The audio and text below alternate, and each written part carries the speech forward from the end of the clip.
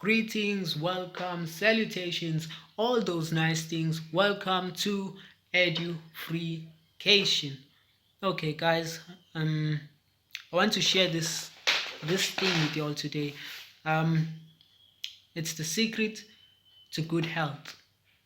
Now, for you to get to the secret of good health, there's one thing that you need to understand. It's the law of cause and effect. That's the key. If you want to understand the secret to good health, you must have this key. We live in a universe governed by the laws of cause and effect. You let go of something here, it drops because of what? Gravity. Gravity is causing it to what? To fall. It's pulling down on it, and as it's pulling down, what's the effect? It will go down. You know, there are many such laws. I'm not going to get into laws and all that stuff. What I'm trying to share with you is that we live in a world of cause and effect. What you do in your body, in your life, that will determine your health, and that will be the key to understanding what the contents of what we are trying to discuss today. Okay, I want to make this video short. Let's not spend too much time on the key.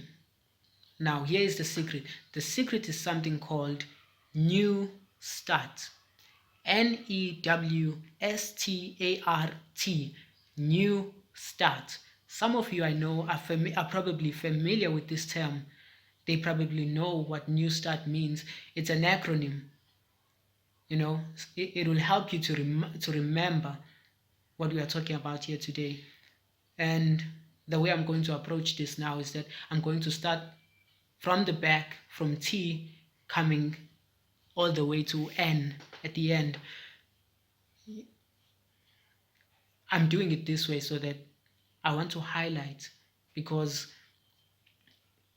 that key, that point that is mentioned on T is usually the one that's most important, and we don't really pay much attention to it.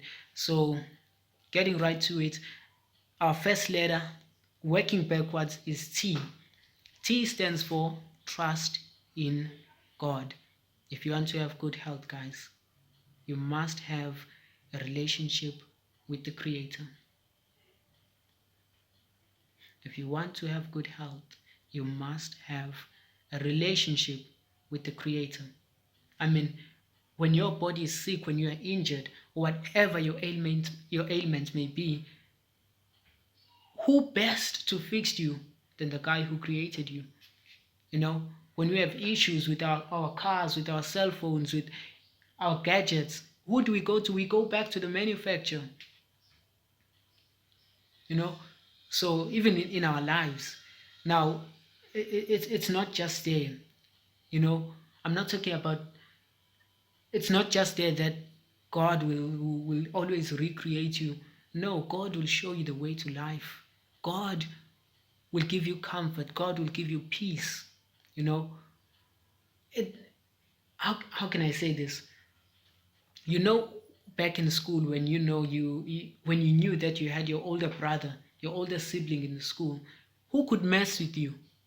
You walked around proud and unafraid. You may have not been conscious of it. In your conscious mind, you may have not been thinking it, but it was there in the back of your mind that I have somebody looking out for me. Now that will give you peace. Now that will give you comfort. Now that will give you rest. And those are the things that Jesus Christ offers. If you want to have a good life, stress, you can look up the statistics. I'm not even there. You can look up how many diseases are caused by stress alone. Stress will shut down your immune system. Stress will cause depression. Stress will mess up your mind. And the connection with God will work out so many benefits. You will be happier in life. And when you are happy, it results in good health. If stress can shut down your immune system, what will joy, happiness, all those things, all those good feelings, what will they do for you? Now that's the first one. That's the key. Trust in God. You can trust anybody. And to show you the power of this, it's it's not it's not all of it that is there. There are more benefits to it than this. What I'm about to mention, the placebo effect. Did you know that the moment that you actually walk into a doctor's office, you start feeling better? Why? Because you know that you have come to the place of healing, that you have come to meet a person who will know what's wrong with you, what you need, somebody who can help you. Now imagine in every area of your life, if you knew that you have that person who can help you, and it's not just empty faith, that person actually will help you. He's omnipotent. I'm not talking about some faraway God who created everything and left it like that. No, I'm talking about the God of the Bible. I'm talking about Jesus Christ. He'll help you. He'll bless you. I've seen it in my own life. Now, the placebo effect, it's good, but it will not help you in your finances. It will not help you in your marriage. It will not help you in your family relations. It will not help you in your school. But God can. He is all wise. He can help you in school. He is all wise. He can help you in your finances. You can take those risks. You can be secure knowing that God is on your side. And if you are keeping to his laws, remember cause and effect. You'll not be reckless. Now, not to spend too much time on this point, let's go to the second. The second one is rest. That's the second law. TR, rest. Now, we're not just talking about quantity of rest. We are living pretty sedentary lives. We all know this. We don't do much with our lives, but we're talking about the quality of rest. And you cannot have quality rest if you have been idle the whole day. And you cannot have quality rest if you are stressed. That's why I mentioned T first, because if you have that one, if you already have the T, you can have rest. I mentioned it before. Now your rest is your time for your body to recuperate, get back to homeostasis, prepare you for the next day, build itself up. It's important. When you have not slept and you have not properly rested, your eyes become droopy, you become sluggish, you become tired, you become irritable. Your whole body is reacting. It's frustrated, it's stressed because you have not rested. And that in turn will lead to a number of other ailments in the future. Moving on again, the second one is A. Okay, before we move on to the third one, we are a generation who believes in late nights. Everything, late night movies, late night this, late night grind. That's the devil. He's trying to destroy our minds. He's trying to destroy our lives. He's trying to destroy us any way he can. Have you noticed? Okay, I'm not even going to go there. I was just going to mention that from the creation up to now, we are becoming weaker and weaker and weaker. But the devil is telling us that we are evolving and we are becoming greater. Look in the past. People are doing great things, feats that there are technologies that they have discovered, ancient technologies, which today we cannot even understand with the technology that we have. People back then were able to do things that we now can't. My point there is that what we think we are doing, when you actually think we are being better as modern society, we're actually going backwards. We are destroying ourselves. God made us holy, great, noble, but from the fall, we have been destroyed. We need to quit this thing of late nights. We need to rest up early. Go online, check this out. they have actually discovered that the hours before midnight are worth twice the hours after. If you go to sleep at 9 p.m., by midnight you would have you would have had the amount of sleep, you would have covered the amount of sleep that it, what am I trying to say?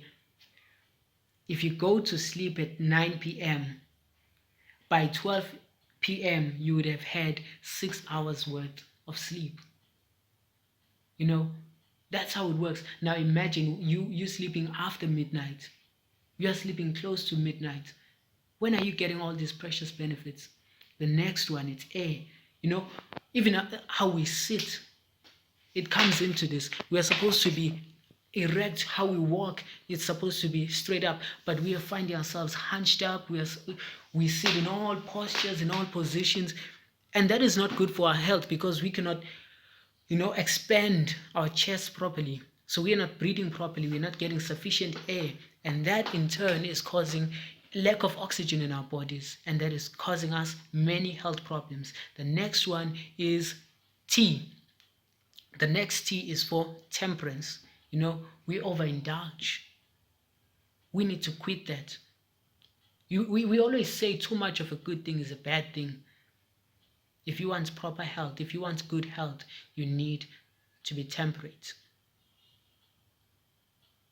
You need to be temperate, not too much. Now I'll be temperate. I'll not keep on going on this one. What's this? 1, 2, 3, 4. The fifth is S, sunlight. We need to be out in the sun.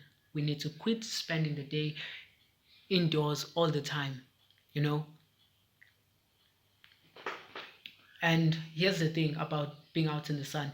You need to be out in the sun in the early mornings or in the late evenings, just before sunset.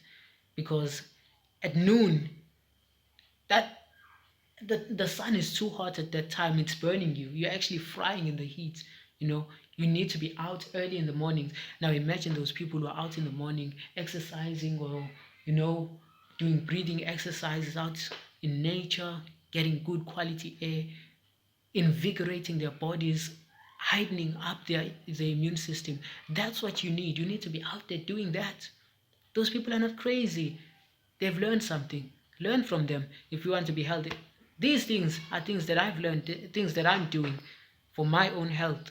And this one is a no-brainer. We all know it. W, water. We need to drink our water. Nobody has ever died from drinking too much water. Nobody. And we usually say that you must have at least 8 glasses of water a day. That's the minimum. There are people who drink way much more water than that. And some people will say, okay, if I drink so much water, I go to, the toilet all the time. I need to go and pee every now and then. Well, the problem there might be that you are not keeping any of the other laws right. Because if you were, even your minerals in your body would be in check, would be in balance. And if everything is in balance, you have proper absorption of the water, and it stays in your system and it keeps you healthy. If you're dehydrated, you do not have energy.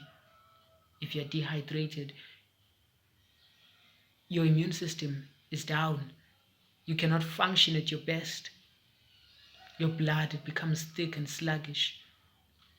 Your body is not, the air that we are talking about, it's not properly getting circulated in your whole system because your blood is thick.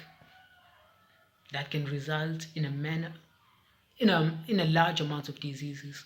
So the next one is exercise. You need to be. I love calisthenics. I love body weight exercises. That's what I've been doing. I actually quit recently because I don't have a pull-up bar, and I was actually forming an imbalance because I was training up all my other body parts, but my middle back was suffering. So you need proper exercise, guys. Not too much and not too little. Even walking a day. Walk for 10 minutes a day. not that light walking that we know, brisk walking. That's good for your health. That's a, and what will that do? It will get your blood circulating, and as you're exercising, you're drinking water, and as you're drinking water, you're getting more oxygen into your blood, and as you're walking, your lungs, they get working, more oxygen, your immune system is up, and if everything else is on point, how can you get sick?